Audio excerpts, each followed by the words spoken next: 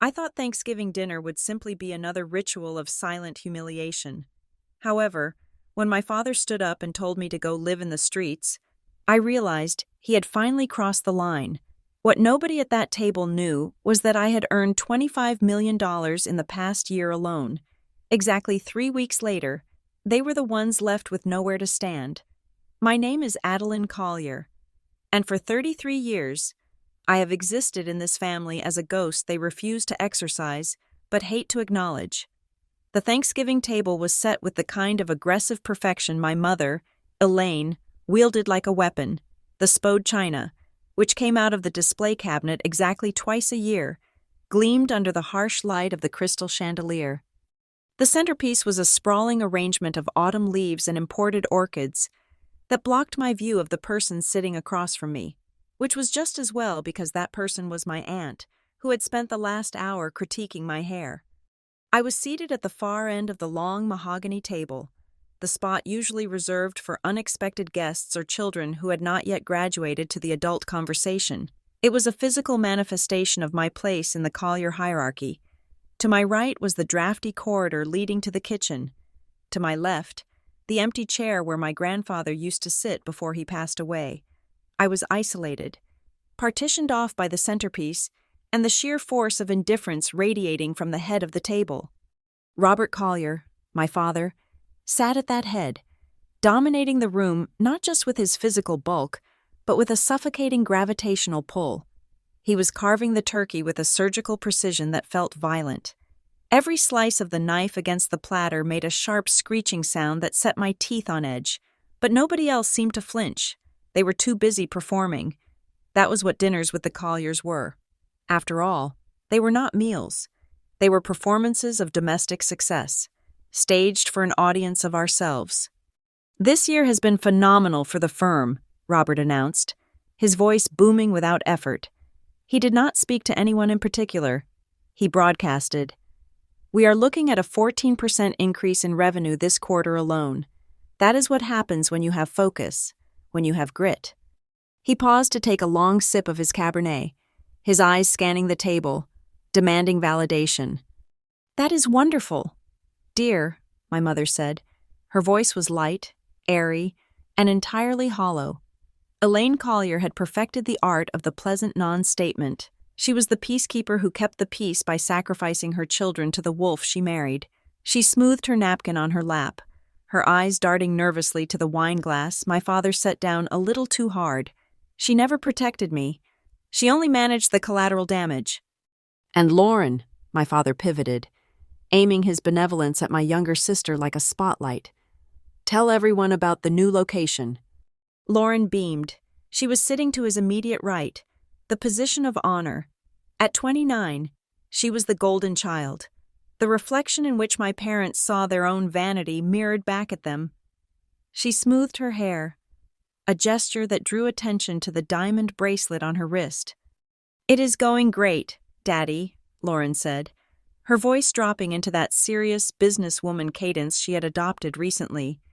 "We are looking at prime real estate downtown. The boutique is just outgrowing the current space. The demand is overwhelming. I might need to hire 2 more assistants by January." "See?" Robert pointed the carving knife at her approvingly. "That is ambition. That is what I am talking about. You build something, you make it tangible." I took a sip of water, trying to wash down the dry turkey and the bile rising in my throat. I knew for a fact that Lauren's boutique was not outgrowing its space. I knew she had not paid her vendors in 3 months. I knew this because I have a habit of paying attention to things people think are hidden, and because the financial world is much smaller than the Colliers realize. But I said nothing. I cut a piece of roasted potato and kept my eyes on my plate. "Adeline," my father's voice shifted. The warmth evaporated instantly, replaced by a tone of weary disappointment. "How is whatever it is you are doing?" The table went silent. The clinking of silverware stopped. Even my aunt paused mid-chew. This was the ritual, the lifting up of Lauren, followed by the tearing down of Adeline. "I am fine, Dad," I said quietly. "Work is going well." "Work," he scoffed, the word dripping with skepticism. "You sit in that apartment staring at a computer screen. Do you even have a contract? Or are you still doing that freelance nonsense? It is consulting, I said, keeping my voice level. And yes, I have contracts. Consulting, he repeated, turning the word into a slur. That is the word people use when they cannot hold down a real job. When they cannot deal with authority. You are 33 years old. Adeline, look at your sister. She is building an empire. She is out there in the real world, dealing with real people, making real money. I felt the heat rise in my cheeks, not from shame, but from a burning, cold anger. I gripped my fork tighter. I make my own money. Dad, I pay my own bills. Barely, he shot back. And living where? In that shoebox apartment? You drive a car that is 7 years old. You dress like a librarian. You have no assets, no property. You are drifting. Adeline, you have been drifting since you dropped out of the MBA program. I did not drop out, I corrected him, though I knew it was useless. I left because the curriculum was outdated. Excuses! Robert slammed his hand on the table. The crystal glasses jumped. My mother flinched, but she did not look at me. She looked at the centerpiece, studying an orchid as if her life depended on it. It is always excuses with you. You think you are smarter than everyone else, but look at the results. Where are the results? I do not need to prove my results to you, I said. My voice was shaking slightly, but I forced it to steady. I am happy with my life. Happy? He laughed, a harsh, barking sound. You are deluded. You are a drain. Adeline, you are an emotional drain on this family because we have to sit here and watch you waste your potential. It is embarrassing. I tell my partners about Lauren, and they are impressed. When they ask about you, what am I supposed to say? That my eldest daughter is playing on her computer all day? Robert, my mother whispered. Please, it is Thanksgiving. I am trying to help her. Elaine, he shouted, turning on her briefly before snapping his gaze back to me. His face was flushing red from the wine and the rage. Someone has to be honest with her. She is living in a fantasy world. She thinks she can just coast through life without putting in the hard work. He leaned forward, his eyes locking onto mine with pure disdain. Let me tell you something. Adeline, the world does not care about your feelings. It cares about what you bring to the table. And right now, you bring nothing. The silence that followed was heavy, thick with the unsaid agreement of everyone in the room. Lauren looked down at her lap, hiding a small, smug smile. My aunt took a sip of wine. They all agreed. To them, I was the cautionary tale, the failure. If you are so convinced I am useless, I said, my voice barely above a whisper, then why do you invite me? Because we are family, he roared, as if the word justified the abuse. Because unlike you, we have a sense of obligation, but my patience is wearing thin. You need a wake-up call. He stood up then, towering over the table, casting a long shadow over me. He pointed a finger directly at my face. If you cannot get your act together, he spat, articulating every syllable. If you cannot learn to respect the way the real world works, then do not come crying to us when you fall flat on your face. In fact, if you cannot provide for yourself, then go live in the streets. Maybe that will teach you the value of $1. Go live in the streets. The words hung in the air, vibrating. For a second, I thought the room would explode. I thought surely my mother would stand up. Surely she would say, Robert, that is enough. That is our daughter.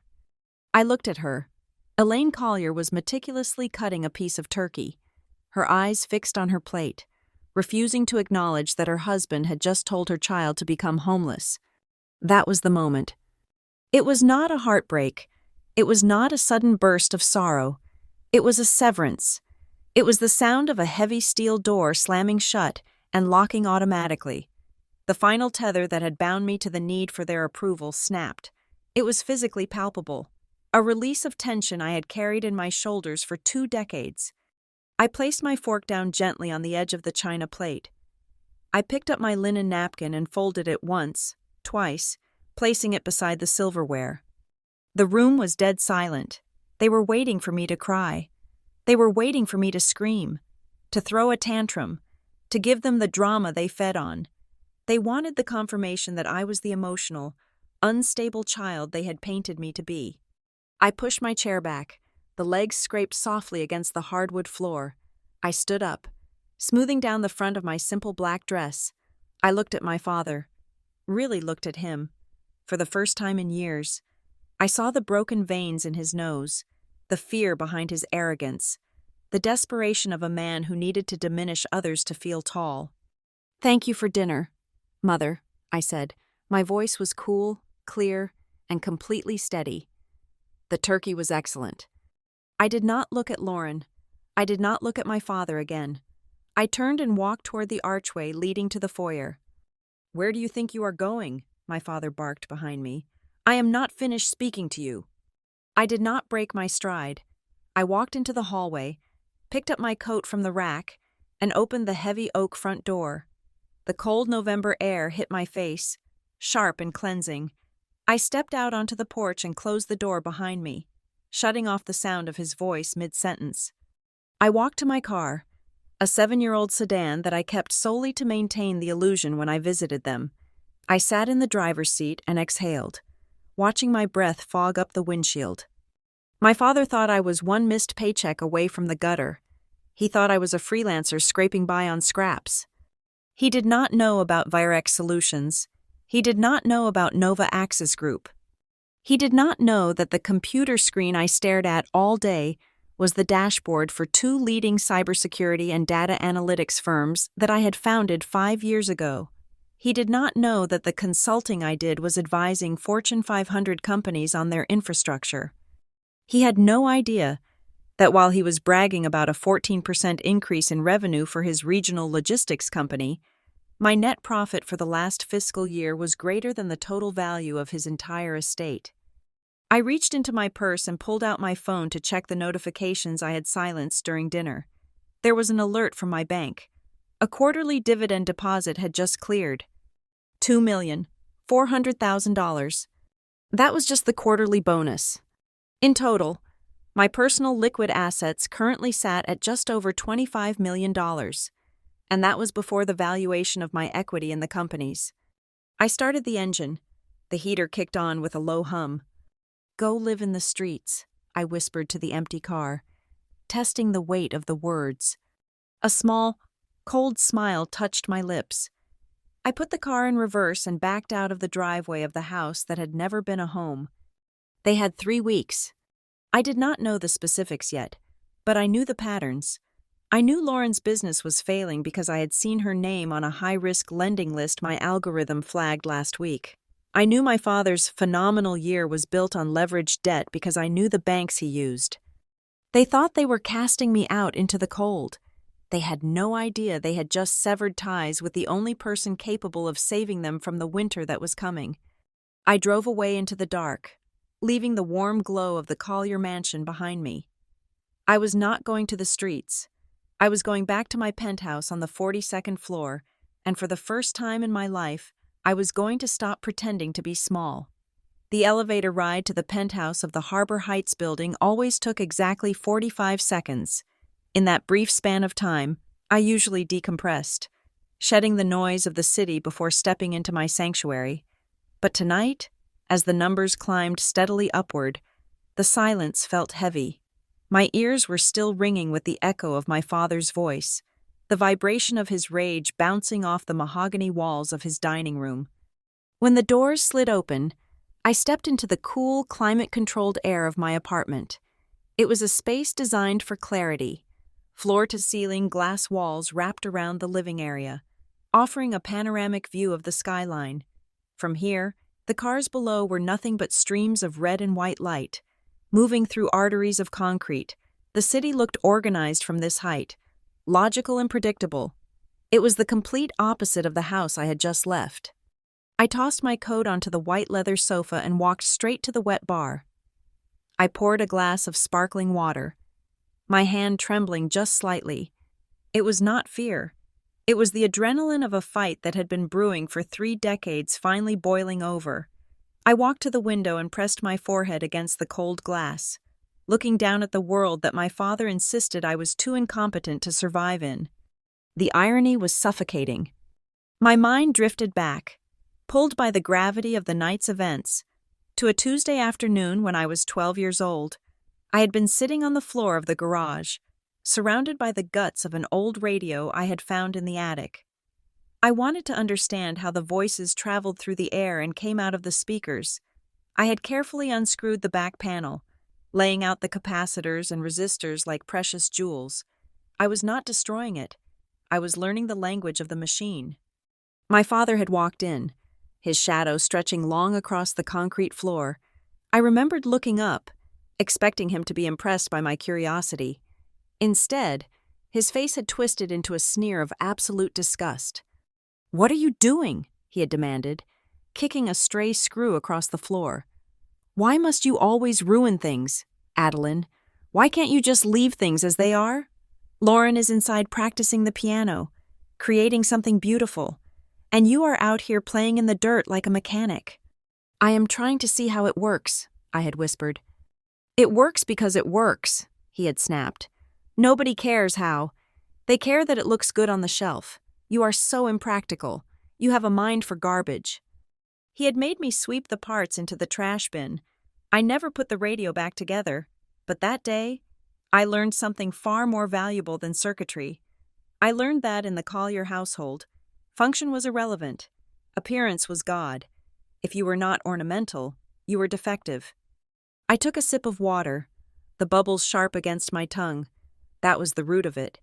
They did not hate me because I was a failure. They hated me because I refused to be a decoration. I refused to be the smiling daughter who married a junior partner and hosted charity luncheons. I wanted to know how the machine worked, and when they couldn't control my curiosity, they decided to label it as a flaw. I turned away from the window and walked toward my home office. The door scanned my retina and slid open with a soft hydraulic hiss. This room was the nerve center of my existence. 3 wide monitors sat on a suspended glass desk, currently dark. I sat down and tapped the keyboard. The screens flared to life. To the world, Virex Solutions was a faceless back-end security firm that handled encryption for mid-sized banks. To the industry insiders, it was the gold standard for impenetrable code. And Nova Axis Group? That was my masterpiece. It was a data analytics firm that predicted market trends with an accuracy rate that frightened people. We did not just read the news, we saw the mathematical ripples before the news even happened. I logged into the admin portal for Nova Axis. The dashboard was a sea of green metrics. We had closed a contract with a European defense contractor 2 days ago worth $8 million. My father was bragging about a 14% increase in shipping logistics, while I was literally securing the digital borders of nations. The disconnect between who I was and who they thought I was had always been my armor. If they knew the truth, they would try to claim it. They would try to manage it. My father would try to sit on my board of directors. My mother would use my net worth to buy social standing. So, I had given them the lie they wanted, the struggling freelancer, the disappointment. It was safer that way. But tonight, the armor felt heavy. My phone buzzed on the desk, vibrating against the glass. I glanced at the screen. Megan. I felt a small crack in my chest. Megan was my cousin, my mother's sister's daughter. She was the only person in the entire extended family who did not treat life like a competitive sport. She was a nurse, overworked and underpaid, and she had spent most of her childhood hiding in the library with me to avoid the family's judgment.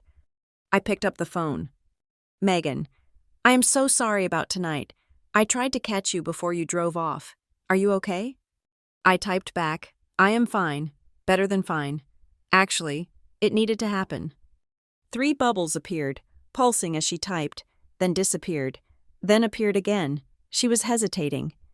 Megan, you need to know what they are saying. I am still at the house. Uncle Robert is in the den with the uncles, and I heard him on the phone with Mr. Henderson. Mr. Henderson was the town's biggest gossip disguised as a golf enthusiast. Anything told to him was public knowledge by breakfast. Megan, he told Henderson that he had to ask you to leave because you were asking for money again. He said you have been unstable for months. He used the words, mental break. He is spinning this. Addie. He is telling people you are effectively homeless, and he is trying to get you help, but you are refusing treatment. I stared at the text.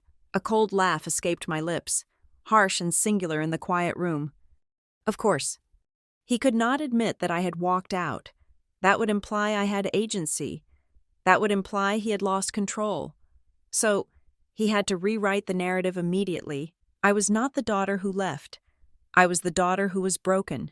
He was painting himself as the benevolent patriarch dealing with a mentally unstable child. It protected his ego, and it preemptively discredited anything I might say in the future. It was brilliant, in a sick, twisted way. If I showed up next week driving a Ferrari, he would just say I rented it with stolen money, or that it was part of my manic episode. I typed, "Let him talk. The truth has a way of coming out." Megan. It is not just that. There is something else. I was in the kitchen helping Aunt Elaine clear the dessert plates. Lauren was in the hallway arguing with someone on her cell. She thought nobody could hear her over the dishwasher. I leaned forward, and? Megan. She was crying. Addie. Like, panic crying. I heard her say, "I cannot get another extension," and "He said he is going to seize the inventory." Then she said something about a secondary lien on the property. My fingers hovered over the screen. A secondary lien? Lauren's boutique. The Gilded Lily was supposed to be the jewel of the downtown district. My father had financed the startup capital, and according to the dinner conversation, it was expanding. You do not take out secondary liens on a business that is expanding. You take out secondary liens when you are drowning and the bank has already cut off your primary line of credit. Megan. She mentioned the lender. She said Bennett and Rowe keep calling her house. I froze. Bennett and Rowe was not a bank. Bennett and Rowe was a private equity firm that specialized in distressed assets and high-risk bridge loans. They were the sharks you went to when the banks laughed you out of the office. Their interest rates were predatory, and their collection methods were aggressive. If Lauren was dealing with Bennett and Rowe, she was not just struggling, she was terminal. I looked up at the monitors. My fingers flew across the keyboard. Abandoning the text thread for a moment, I pulled up the public records database for the county. It took me less than 30 seconds to bypass the basic search and get into the deep filings. I typed in Lauren Collier. Nothing recent. I typed in the Gilded Lily LLC. There it was. A UCC filing dated 3 months ago. A secured loan against inventory and future receivables. But the numbers did not add up. The amount was massive. $400,000. Why would a boutique need $400,000 in cash if it was already established? Unless the rent was not being paid. Unless the vendors were holding stock. I dug deeper. I pulled up the credit inquiries associated with the business. And then I saw it. My heart stopped, then hammered against my ribs with a violent thud. There was a credit check run 6 weeks ago. It was a cosigner verification application for a loan modification with Bennett and Rowe. The applicant was Lauren Collier. The cosigner listed was Adeline Collier. I sat back in my ergonomic chair, the breath leaving my lungs in a rush. I stared at my name on the digital document. I had not signed anything. I had not spoken to Lauren about her business in over a year. I clicked on the scanned attachment linked to the inquiry. It was a grainy PDF of a loan guarantee agreement. At the bottom of the page, next to Lauren's flamboyant, loopy signature, was a tight, angular signature that looked exactly like mine. It was a forgery, but it was not just a random forgery, it was a tracing. I recognized the specific slant of the A and the way the Y tailed off. It was identical to how I signed my high school report cards. They had taken an old document, likely something from the files in my father's study, and traced it onto a $500,000 liability waiver. The pieces slammed together in my mind. My father's aggression at dinner, his desperate need to paint me as unstable and broke, the rumor campaign about me being homeless. It was not just cruelty, it was a cover-up. If the loan defaulted, and judging by Megan's text, it was about to, Bennett and Rowe would come for the cosigner. They would come for me. If I was a successful, wealthy tech CEO, I would fight it, hire forensic handwriting analysts, and sue them for fraud. I would expose them. But if I was a homeless, unstable, broke failure who had been asking for money, then nobody would believe me. My father could claim I signed it in a moment of desperation, hoping to get a cut of the loan, or that I was so mentally checked out I did not remember doing it. He was setting the stage to discredit the only witness to a crime that had not even been discovered yet. "Go live in the streets," he had said. He needed me on the streets. He needed me powerless, because if I had power, I would see this. I looked at the screen, at the forgery that bound me to a sinking ship.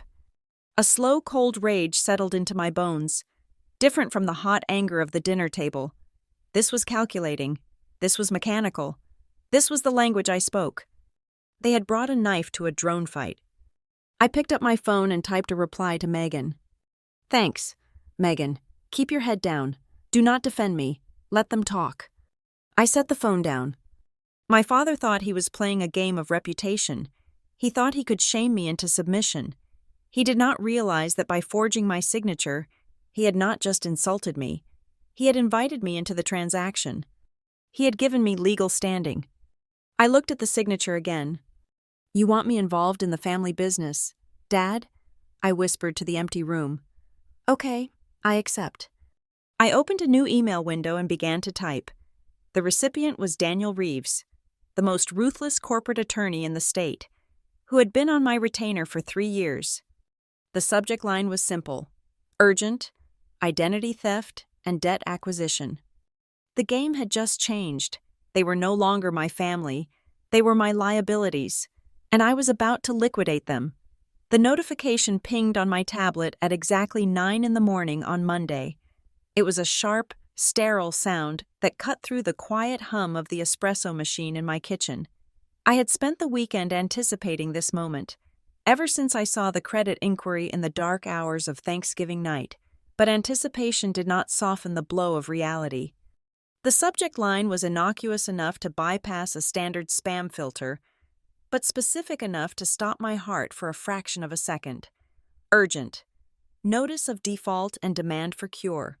Account number ending in 492. The sender was Legal Compliance at Bennett & Rowe. I set my coffee cup down on the granite island. The ceramic made a hollow thud. I did not open the email immediately. I stood there, staring at the bold font, breathing in the scent of roasted beans and the metallic tang of betrayal. This was it. This was the transition from a family drama to a federal crime. I tapped the screen. The body of the email was written in that specific dialect of aggression that lawyers use when they smell blood. It was addressed to Ms. Adeline Collier, guarantor. Dear Ms. Collier, please be advised that the commercial loan facility extended to the Gilded Lily, LLC, for which you serve as the unconditional personal guarantor, is currently in default. The principal borrower has failed to remit payments for the months of September, October, and November. Pursuant to the terms of the Master Promissory Note, Bennett & Rowe is hereby accelerating the full balance of the loan. The total amount due immediately is $485,230.15.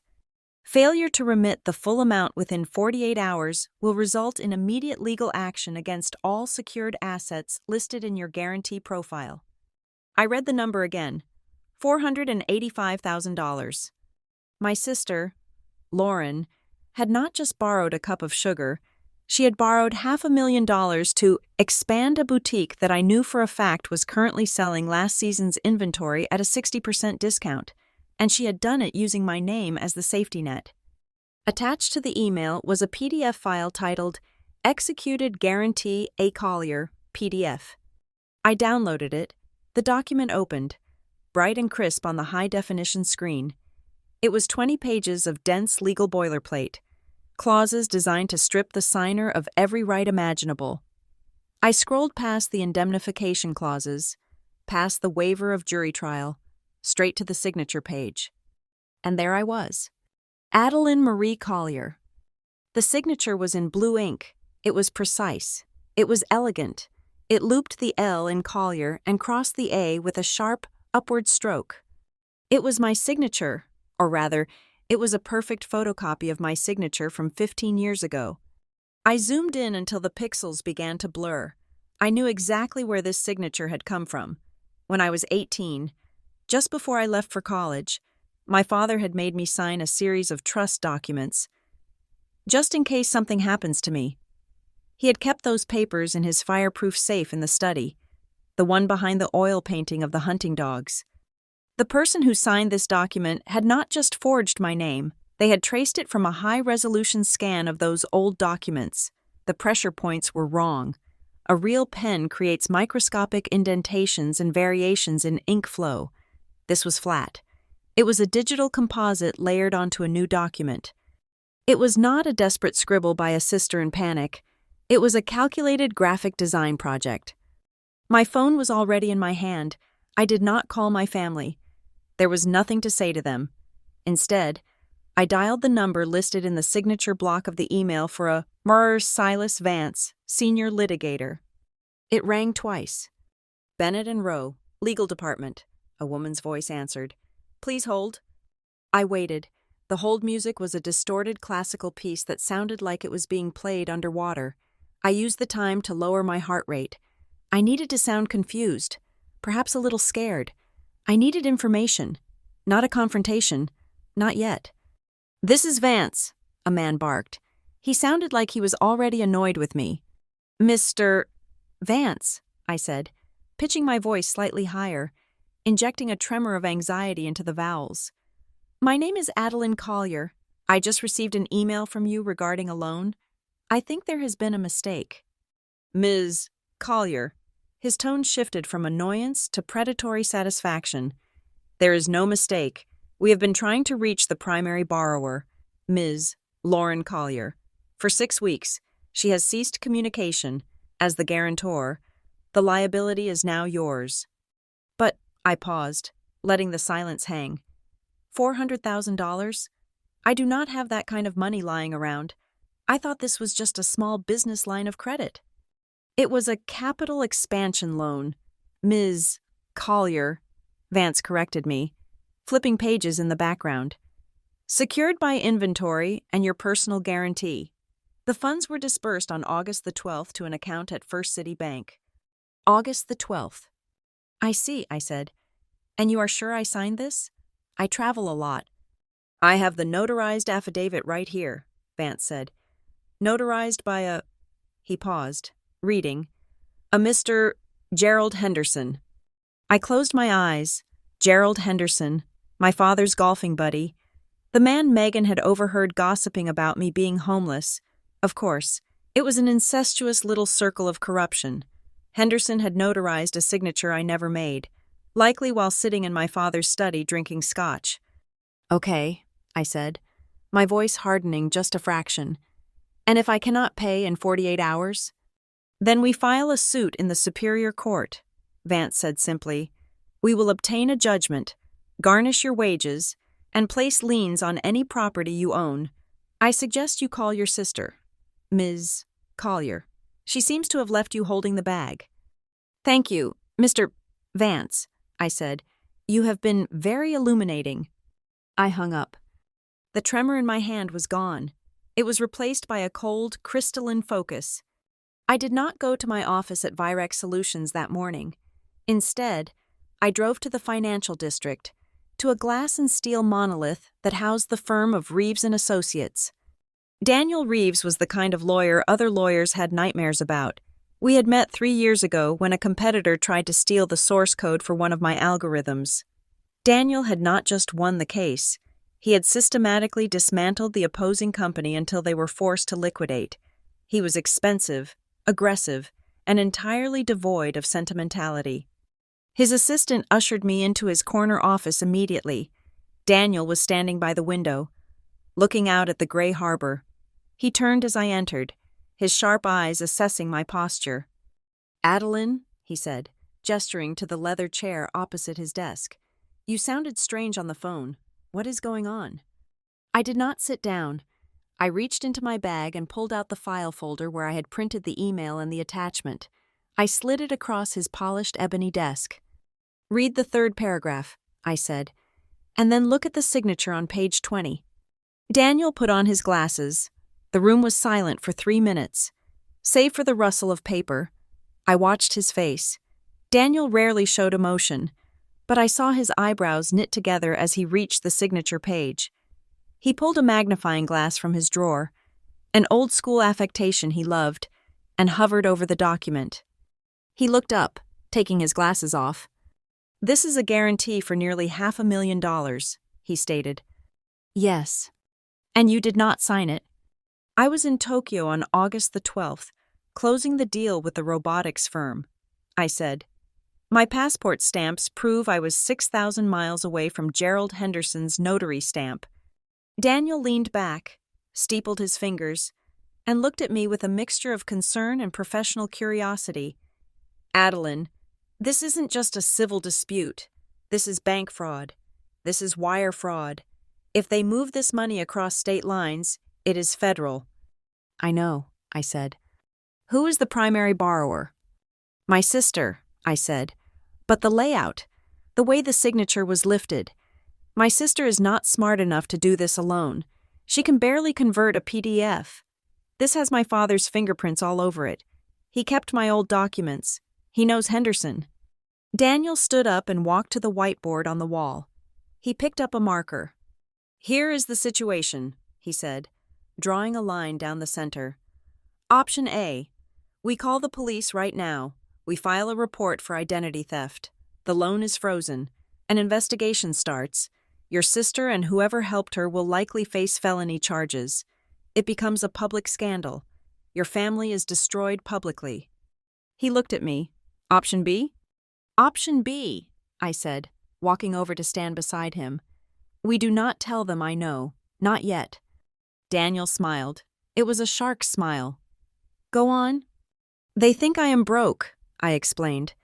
"My father told me to go live in the streets. They think this lawsuit will just be another nail in the coffin of a failure. They expect me to panic, to ignore it, or to roll over. They are banking on my insolvency." "They do not know you have the capital to cure the default." Daniel realized. "They do not know I have the capital to buy the debt," I corrected him. Daniel paused. He looked at the board, then back at me. "You want to buy the note from Bennett and Rowe. If Bennett and Rowe is preparing to sue, they are looking at legal fees and months of delay," I said. "They are a distress firm. They want cash flow. If a third-party entity, say a holding company that cannot be traced back to me immediately, offers to purchase the non-performing loan for full value, they will take it." "They would take it in a heartbeat," Daniel agreed. "They get their principal back without a court battle." "And once I own the note," I said, my voice dropping to a whisper, "I own the collateral."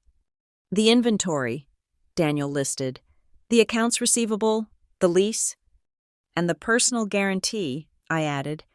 "But since I am the guarantor, that nullifies itself.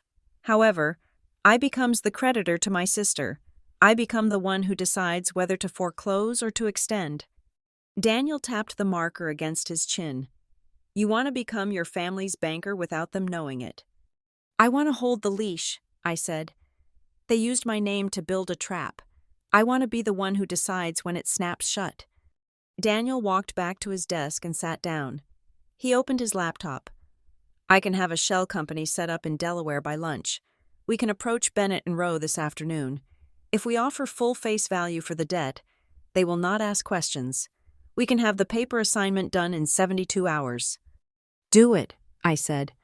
"Adeline," Daniel said, his tone softening slightly, "you realize what this means? Once you buy this debt, you are not just an observer, you are holding the axe. If you foreclose on your sister, you destroy her business. You destroy your father's reputation." I thought about the dinner table. I thought about the way my father had sliced the turkey, violent and precise. I thought about my mother staring at the centerpiece while he told me to become homeless. I thought about Lauren's smug smile as she lied about her success. They tried to frame me for a $500,000 debt because they thought I was too weak to fight back, I said. They did not just try to ruin my credit. Daniel, they tried to ruin my life to save their own image. They were willing to sacrifice me. I picked up my purse and headed for the door. I paused with my hand on the handle. Buy the debt, Daniel, I said. Every single cent of it. As I walked out of the office building, the wind off the harbor whipped my hair across my face. I checked my phone. There was a missed call from my mother. No voicemail. They were probably starting to panic. The 48-hour clock from Bennett and Rowe was ticking for them too. Even if they were pretending it was my problem, they were waiting for me to call, crying, begging for help, or asking why I had received a legal notice. They were waiting for the victim to perform her role. I walked to my car, the city noise swelling around me. I was not going to call them. I was not going to cry. I was going to write a check. And in 3 days, when the transfer cleared, I would own the very thing they thought would save them. The trap was set, but the prey had just become the hunter. I sat across from Daniel in the stark, glass-walled conference room, the hum of the air conditioning the only sound filling the silence between us. On the table lay 2 distinct stacks of paper. To the left was a criminal complaint draft, ready for the district attorney. To the right was a purchase agreement for a distressed asset. Daniel adjusted his glasses, looking at me with the clinical detachment of a surgeon proposing an amputation. We have 2 lanes here, Adeline, he said, tapping the left stack. Lane 1 is the scorched earth policy. We file the affidavit of forgery today. We notify the credit bureaus. We call the police. The loan freezes. Bennett and Rowe back off. And your sister likely faces 5 to 10 years for wire fraud and identity theft. Your father gets dragged in as an accomplice. He paused, letting the weight of the prison time hang in the air. Lane 2, he continued, shifting his hand to the right stack. We play the long game. We acquire the debt through a blind trust. You become the holder of the note. You control the timeline, the terms, and the foreclosure. You keep the family out of prison, but you put them entirely under your thumb. I looked at the city skyline behind him. For years, I had let my family dictate the terms of my existence.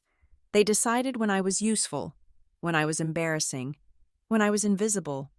Now, for the first time, the variables were in my hands. I do not want to choose, I said, turning back to him. I want both. Daniel raised an eyebrow. Explain. If I just buy the debt, I am essentially bailing them out. Even if I hold the note, they will think they got away with the fraud. But if I just call the police, I lose the leverage to see exactly how deep this rot goes. I want to execute a pincer movement. I pulled the purchase agreement toward me. Set up the shell company, I instructed. Call it Aegis Holdings. Initiate the purchase negotiation with Bennett and Rowe immediately. Tell them we will pay 100 cents on the dollar for the debt assignment, provided they close within 72 hours. They will be so happy to get the bad debt off their books, they won't look twice at who owns Aegis. And the forgery? Daniel asked. We document it, I said. We build the case for the prosecution, but we keep it in the chamber. I want undeniable proof that stands up in court, locked in a safe, before I make my move. If they try to fight the foreclosure, if they try to lie, I drop the criminal charges on them. It is my insurance policy. Daniel smiled, a thin, sharp expression. That is cold, Adeline. It is business, I corrected him. My father taught me that. Results matter. Feelings do not. I spent the next 6 hours in a state of hyper-focus that usually only hit me when I was coding a complex algorithm. I needed to trace the source of the signature. I drove back to my apartment and accessed my private cloud servers. I had digitized my entire life years ago. Every tax return, every contract, every birthday card. I ran a pattern recognition script comparing the forged signature on the Bennett and Rowe loan against my database of historical documents. The software crunched the data, overlaying the vector lines of the ink. It took 14 minutes. The match popped up on the screen with a 99.9% confidence interval. The source document was a medical power of attorney form I had signed in 2010. Right before I went in for an appendectomy. I was 22 at the time. My father had insisted I sign it just in case something went wrong with the anesthesia. He had kept the original in his safe. I stared at the screen. The betrayal wasn't recent. It was retroactive. He had gone into his archives, found a document from a moment when I was vulnerable and physically weak, and used it to destroy my financial future. It was a violation so intimate, it made my skin crawl. I printed the comparison analysis. This was the smoking gun. "Okay," I whispered to the empty room. "Phase 1 complete." I picked up the phone and called Daniel. "The signature is from 2010, I told him. "I have the source file. It is definitive. Now, launch the decoy." The decoy was a crucial part of the strategy. We needed the Colliers to believe I was reacting exactly as they expected, with fear and confusion. If they suspected I had resources, they might try to hide assets or declare bankruptcy before I could secure the debt. Daniel sent a formal letter to Bennett and Rowe, copying my sister Lauren. The letter was a masterpiece of legal weakness. It stated that Adeline Collier disputed the validity of the debt and requested clarification regarding the signing date. It was the kind of letter a broke person sends when they are trying to buy time. It was toothless. It was exactly what my father would expect. It would make him feel safe. It would make him think I was flailing. By Wednesday afternoon, the machinery of my takeover was humming silently beneath the surface. I sat in my office at Nova Axis Group, reviewing the wire transfer authorization, $485,230. It was a significant sum for most people, for the operational account of Aegis Holdings, which I had funded with $5 million of my personal capital that morning. It was a line item. I authorized the transfer. The money moved through the digital ether, bouncing from my private bank to the escrow account, and finally to Bennett and Rowe. I felt a strange sensation in my chest. It wasn't triumph, it was stability. For my entire life, my position in the family had been precarious, dependent on their mood, their approval, their whims. Now that the ground beneath me was solid concrete, I owned their liability. I owned the roof over Lauren's head. I owned the inventory she was currently trying to sell. My computer chimed. A secure video link from Daniel opened. "It is done," Daniel said. He looked tired but satisfied. Bennett and Rowe just countersigned the assignment of debt. As of 3 minutes ago, Aegis Holdings is the sole creditor for the Gilded Lily, LLC. We have the physical files, the original promissory note, and the lien rights. "Good," I said, leaning back in my chair. "Do they know?" "Bennett and Rowe will send them a standard notice of transfer of servicing in about a week," Daniel said. "But legally, you are in the driver's seat right now." He hesitated, looking down at his notes. "There is something else you need to know. Adeline, now that we own the file, we have access to the internal notes from the collection agents who were chasing your sister." "What did they find?" I asked. "The loan is sliding faster than we thought," Daniel said. "According to the logs, Lauren called Bennett and Rowe 3 days ago, the day after Thanksgiving. She was trying to negotiate a release of the lien on the inventory." "Why?" I asked. "If she is expanding, she needs that inventory." "She is not expanding," Daniel said bluntly. "She is liquidating. She has a bulk buyer lined up for the stock. She is trying to sell everything for pennies on the dollar to generate cash off the books. She is planning to strip the company bare, declare bankruptcy, and leave the guarantor, you, holding the debt for an empty shell." I closed my eyes for a second. It was not just incompetence, it was malice. Lauren was actively plotting to cash out and leave me with the wreckage. She was going to sell the clothes, pocket the cash, and let me be sued for $500,000. "She cannot sell the inventory," I said, my voice dropping to absolute zero. "That inventory is my collateral now." "Technically, yes," Daniel agreed. "But if she moves it tonight or tomorrow, it will be a nightmare to recover. We need to move." "Freeze it," I commanded. "File an emergency injunction. Use the debt assignment. Lock the doors to that store. Daniel, I want a sheriff's notice on the glass before she opens tomorrow morning." "That is an act of war," Daniel warned. "Once you put a padlock on the door, They will know someone is coming for them. They won't know it is you yet, but they will know they are under attack. They started the war at the dinner table, I said. I am just finishing it. I looked at the time. It was 4 p.m. Send the injunction, I said.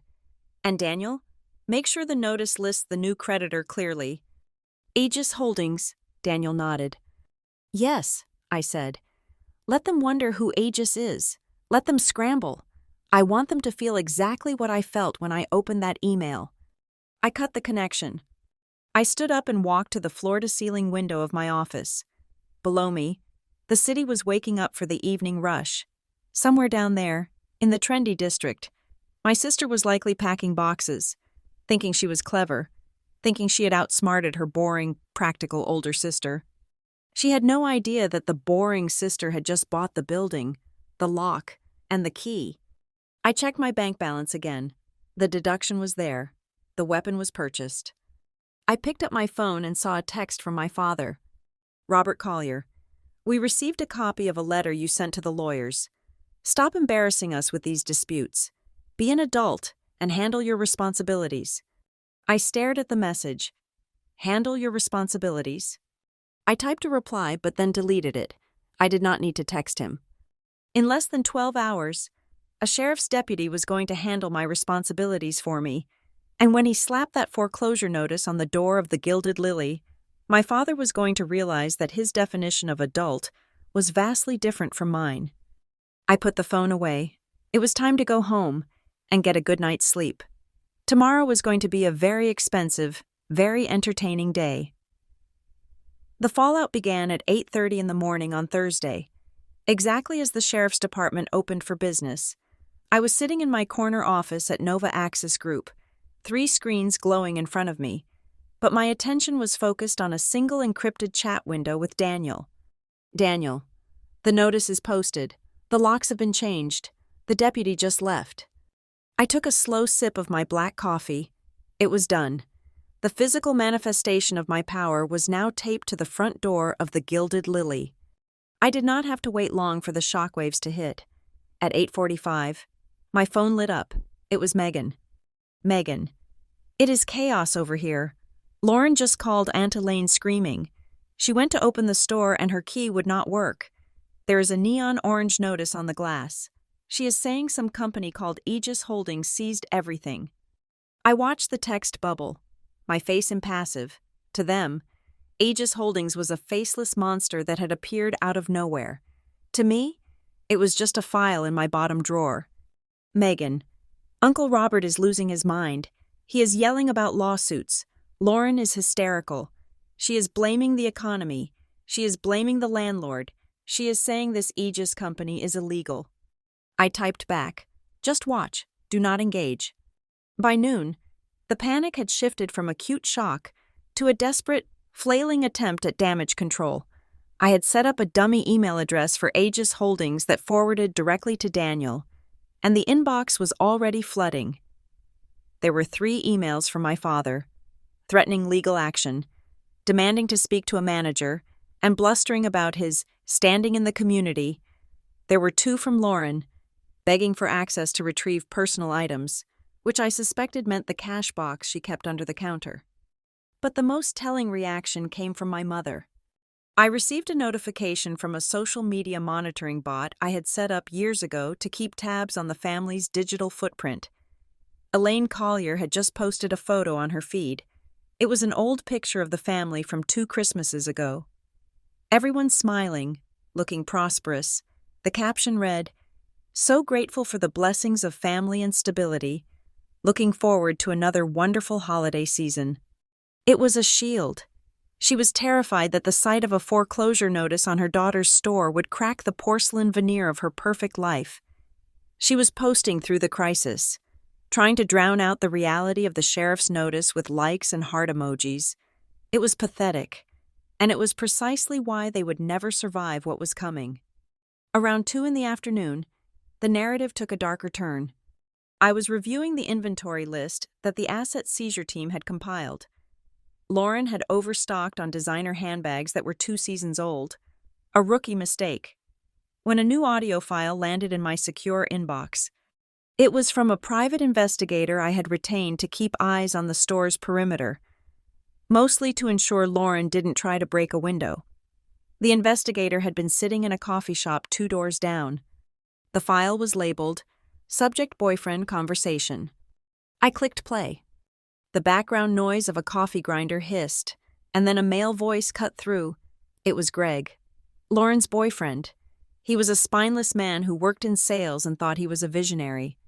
"Babe, listen to me." Greg's voice was hushed but urgent. "Stop crying. It does not matter what the sign says. Your dad has a plan." There was a sniffling sound. Lauren. "But my inventory. Greg, they took the inventory." "Let them take it," Greg said, his voice dropping lower. Conspiratorial. "The debt is not yours. Remember? The paper trail is messy. Your dad said we stick to the script. The primary guarantor is Adeline.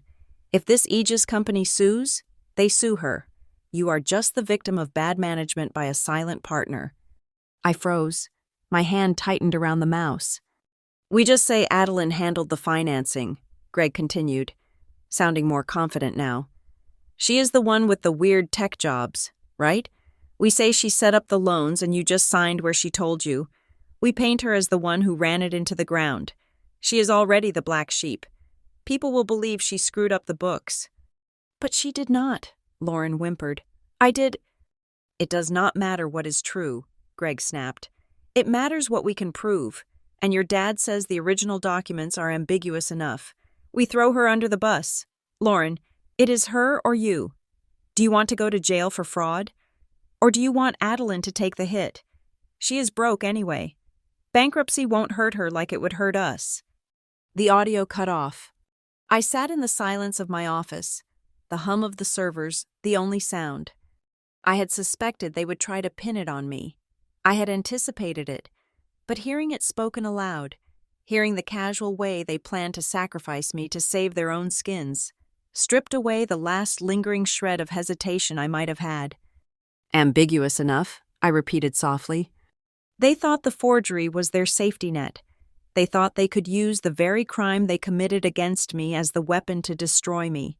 They were going to frame me for the collapse of a business I had no part in, relying on the assumption that I was too poor and too stupid to defend myself. I looked at the calendar on my wall. It had been exactly 3 weeks since Thanksgiving. It was time to end the speculation. It was time to bring them into the light. I picked up my phone and dialed my father's number.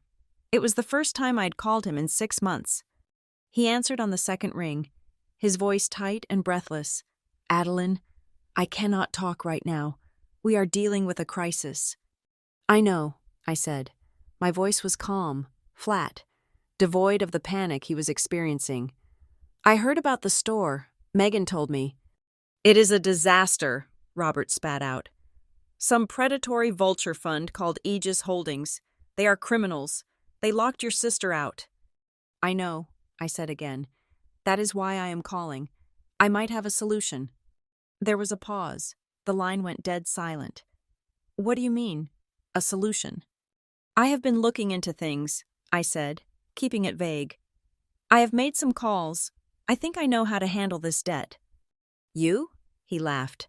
A short, incredulous bark. "Adeline, this is a $500,000 problem. This isn't a parking ticket. Unless you have won the lottery, you cannot help us." "I do not have the money," I lied smoothly. "But I have found a loophole, a way to negotiate with Aegis.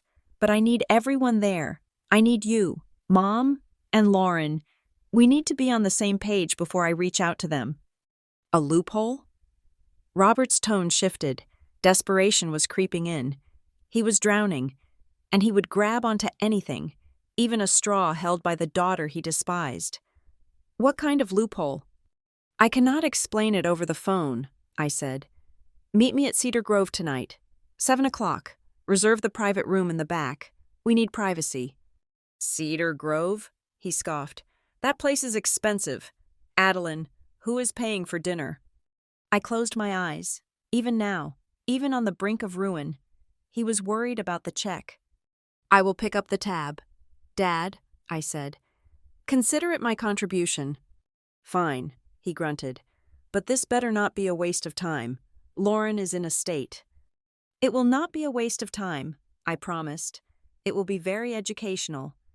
I hung up before he could ask any more questions. Cedar Grove was the most exclusive restaurant in the city. It was old money.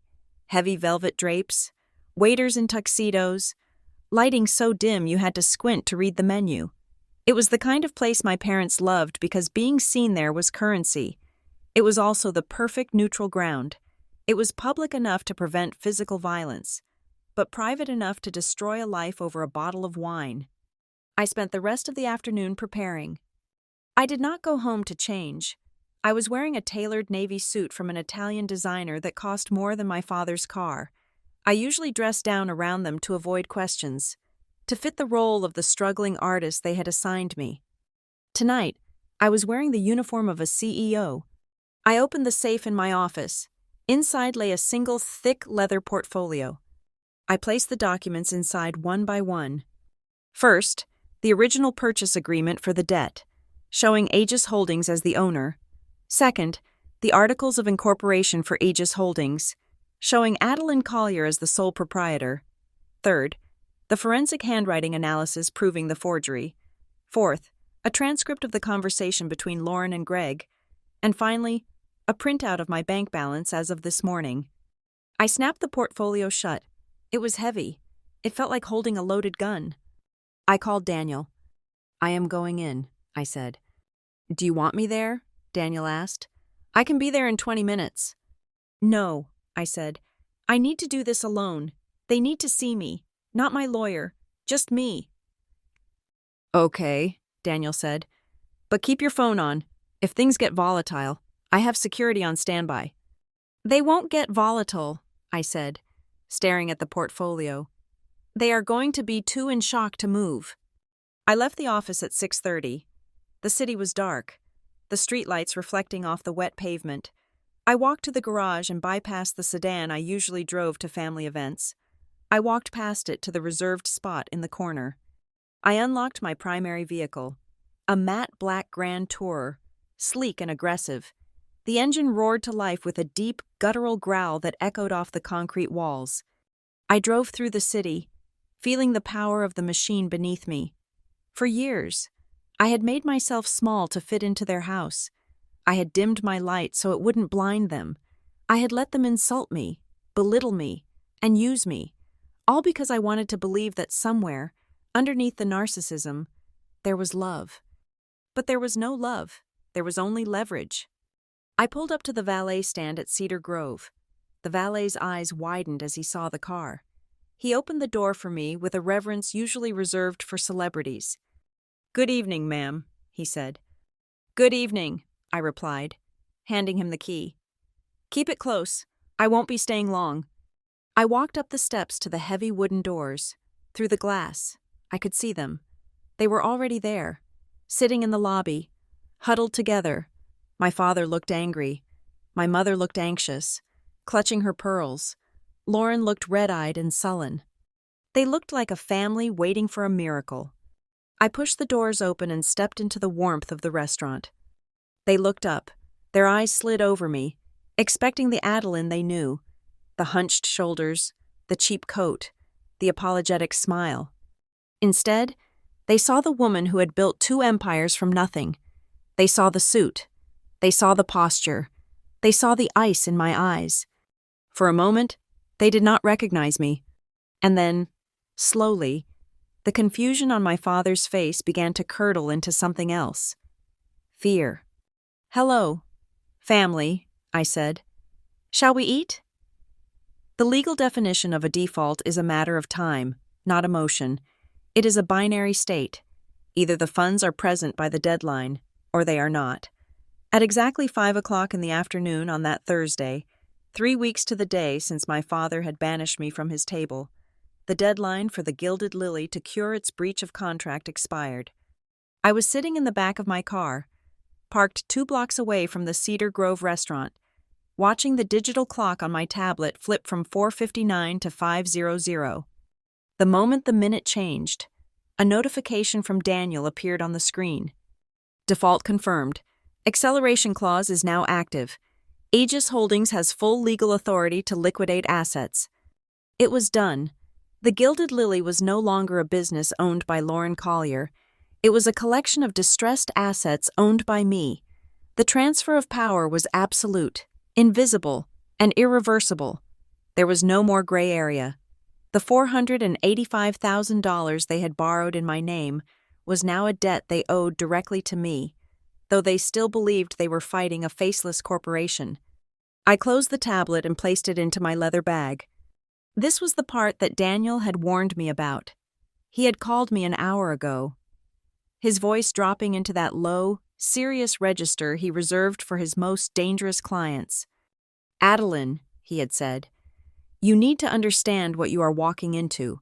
Once you sit down at that table and reveal what you have done, you are not just collecting a debt, you are demolishing the hierarchy of your entire family. There is no going back to Sunday dinners after this. You are effectively orphaning yourself." "I was orphaned 3 weeks ago, Daniel," I had replied. "Tonight is just the paperwork." I sat in the quiet of the car for a moment longer, letting the engine idle. My mind drifted back to the sound of my father's voice at Thanksgiving. "Go live in the streets." For weeks, those words had been a source of pain, a jagged edge that caught on every memory I had of my childhood. But tonight, as I sat surrounded by the soft Italian leather of a car I had bought with my own earnings, the words felt different. They felt like a permission slip. By telling me to go to the streets, my father had broken the social contract. He had absolved me of the duty to be a good daughter. A father who casts his child out has no right to expect loyalty. A father who frames his child for a felony has no right to expect mercy. He had freed me. I did not need his approval anymore because I had bought his debt. I did not need his love because I had his signature on a fraudulent document. I signaled the valet to open the door. The air outside was crisp, carrying the scent of impending winter. I smoothed the lapels of my navy suit. It was sharp, tailored, and intimidating. It was armor. I walked up the stone steps of the restaurant, my heels clicking a steady, rhythmic beat against the pavement. Inside, the hostess greeted me with a polite nod, checking the reservation list. "The Collier party is in the private dining room," she said. "Right this way." I followed her through the main dining hall.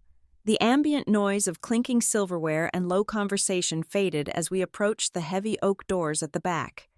This was the threshold. On one side of the door, I was Adeline the failure, the disappointment, the scapegoat. On the other side, I was the chairman of the board. The hostess opened the door. I stepped inside. The room was small, intimate, and suffocatingly tense.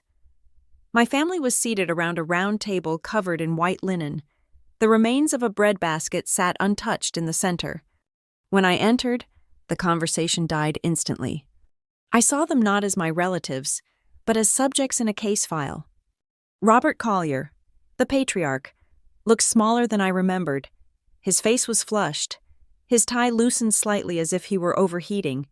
He looked like a man who had spent 48 hours screaming at lawyers who would not take his calls. Elaine Collier sat with her hands clasped tightly in her lap, her knuckles white. She was staring at me with a mixture of hope and confusion. She was trying to reconcile the image of the daughter she ignored with the woman standing before her in a $2,000 suit. And Lauren. My sister looked wrecked.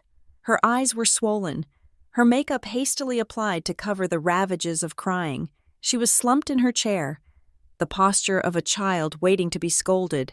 She did not look at me with hatred anymore. She looked at me with desperate, pleading eyes. "Hello, family," I said, my voice cool and echoing slightly in the quiet room. "Shall we eat?" "Adeline," my father breathed out. He stood up halfway, then sat back down, unsure of the protocol. He gestured vaguely to the empty chair opposite him. You look different." "I have had a busy few weeks," I said, moving to the chair. I did not sit immediately. I placed my heavy leather portfolio on the table. It made a solid, authoritative thud that made Lauren flinch. "Did you find a way?"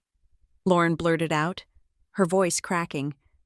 "Dad said you found a loophole. Can you stop them?" Can you stop Aegis Holdings? I looked at my sister. I looked at the fear in her eyes. It was genuine terror. She was terrified of losing her store, terrified of the public humiliation, terrified of the consequences of her own actions. Please, sit down, I said calmly. I pulled out my chair and sat. I adjusted my napkin, placing it across my lap with deliberate slowness. I picked up the menu. We should order first, I said. I find it is difficult to discuss business on an empty stomach. Business? Robert snapped, his patience fraying instantly. Adeline, this is not a game. We do not have time for dinner. That sheriff's notice is on the door.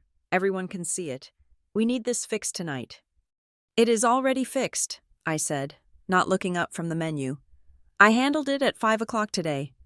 The silence that followed was absolute. You handled it? My mother whispered. What does that mean?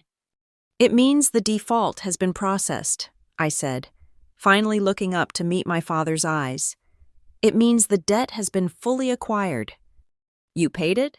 Robert asked, his eyes widening in disbelief. A slow, greedy smile began to form on his lips. You found the money? I knew it. I knew you were hiding something. You had a stash somewhere, didn't you? Some savings you were keeping from the family. He let out a short, relieved laugh. Well, thank God for that. I told you. Elaine, I told you she would come through if we pressured her enough. He looked at me with a renewed sense of ownership. Good girl. We will work out a repayment plan for you later, of course, but the important thing is that the store opens tomorrow. I watched him. I watched the way he instantly pivoted back to being the commander, how he took my help and twisted it into his victory. He thought I had paid the debt to save him. He thought I was back in the fold, the obedient daughter sacrificing her savings to clean up their mess. You misunderstand, I said softly. My father froze. Excuse me? I reached out and placed my hand on the leather portfolio. I did not pay the debt for you, Dad, I said. I bought it. Bought it? Lauren asked, confused. What do you mean? I mean that Bennett and Rowe no longer holds your note, I explained, speaking clearly, enunciating every consonant. They sold the debt this afternoon, the $485,000, the interest, the penalties, and the rights to the collateral. It has all been transferred to a new creditor. Who? Robert demanded. Who did you get to buy it? Some shark? A private holding company, I said. A company called Aegis Holdings. That is the company that locked me out, Lauren shrieked. Adeline, are you crazy? Why would you work with them? I do not work with them, Lauren, I said. I opened the portfolio. I pulled out the articles of incorporation for Aegis Holdings. I spun the document around on the lazy Susan in the center of the table and pushed it toward my father. Read the line under sole proprietor, I instructed. Robert looked down. He squinted at the paper. He read it once, then he read it again. His face went pale. All the blood drained from his cheeks, leaving him looking gray and old. He looked up at me, his mouth opening and closing without sound. Adeline Collier, he whispered. No, Lauren gasped. She grabbed the paper from him. Her eyes scanned the document, and then she looked at me with pure horror. You? You are Aegis Holdings? I am, I said. I leaned back in my chair, crossing my legs. I am the one who locked the doors. Lauren, I am the one who seized your inventory, and I am the one who currently holds the promissory note that you defaulted on. I looked at my father, whose shock was slowly turning into a dawning, terrible realization of the power dynamic shift.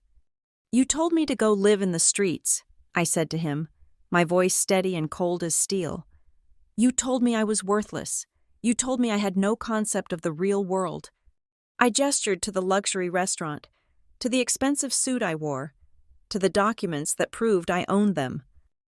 So, here I am, I said. I am the real world, Dad, and I have come to collect. The silence in the private dining room at Cedar Grove stretched thin and taut, like a rubber band pulled to its breaking point. My father, Robert Collier. stared at the articles of incorporation lying on the white tablecloth. His face, which had gone gray only moments ago, began to regain its color. But it was not the color of shame, it was the flush of indignation.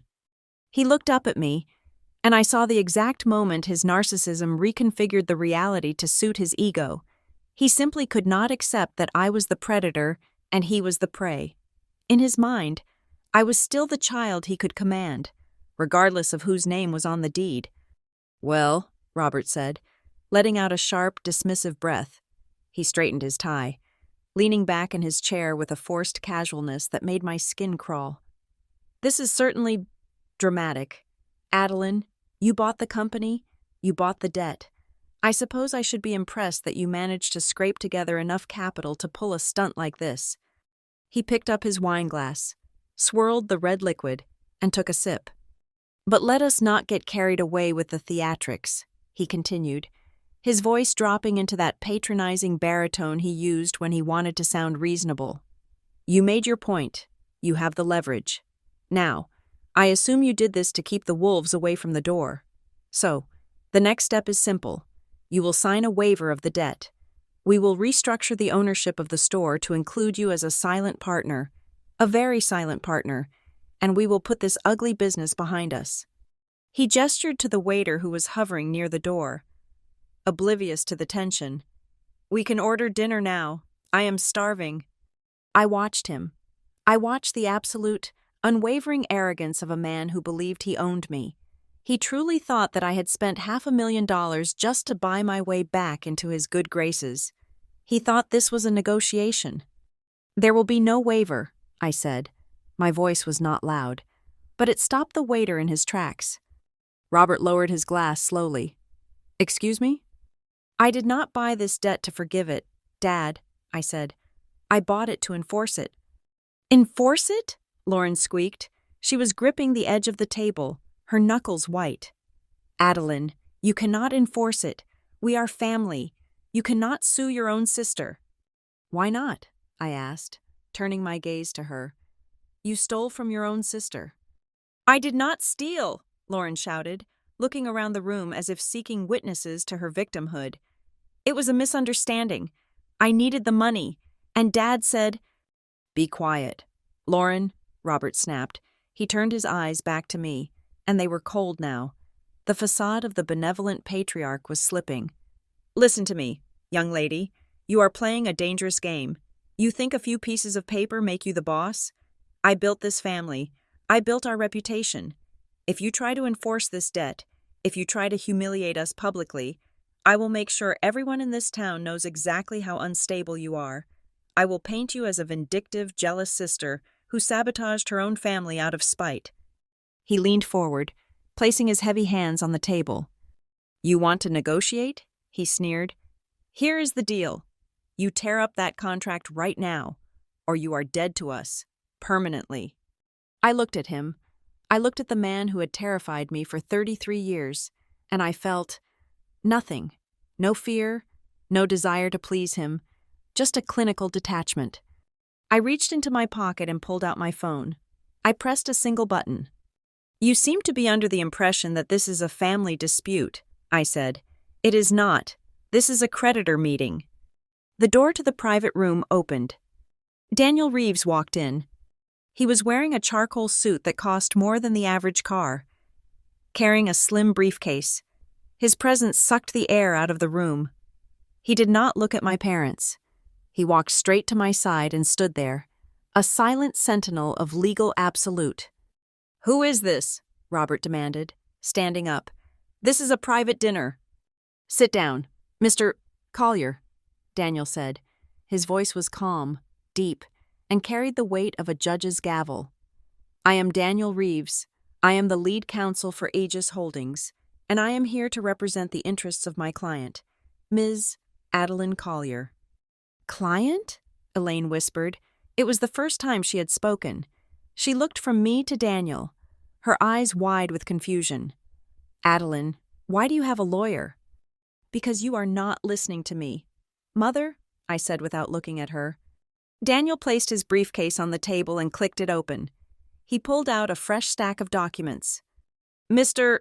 Collier, Daniel began, addressing my father, as of 5 o'clock this afternoon, your daughter is the sole holder of the promissory note for $485,230. The loan is in default. The collateral has been secured. We are not here to negotiate a waiver. We are here to discuss the terms of your surrender. Surrender? Robert's face turned a violent shade of purple. I will not surrender anything to my own daughter. I will sue you. I will get my own lawyers. You can try, Daniel said, unperturbed. But before you rack up billable hours you cannot afford, you should know that we have reviewed the loan application documents. The room went deathly silent. My father's eyes flickered. It was a micro-expression of pure panic.